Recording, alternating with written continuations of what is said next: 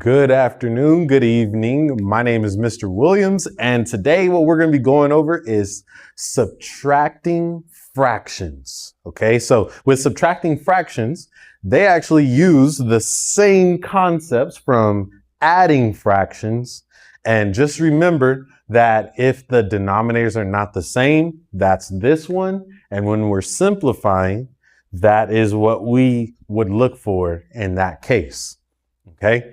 And so with that being said, let's look at 10 over 25 minus 1 over 4.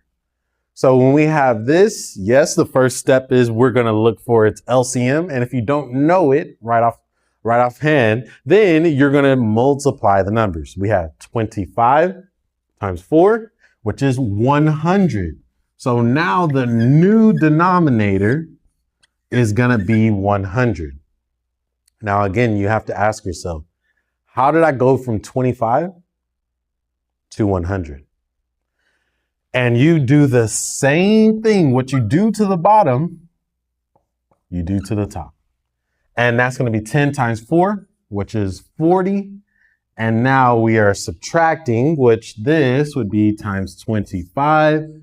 And times 25, and now you're going to get 25. So 40 over 100 minus 25 over 100 is going to give you 15 over 100.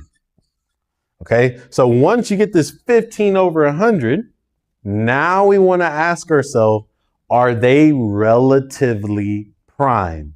And that's another way of saying that.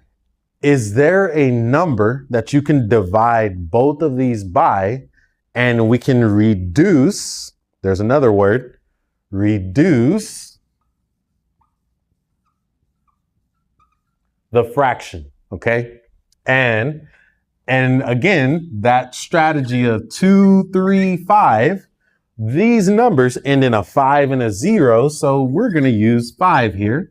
Divide by 5, divide by 5.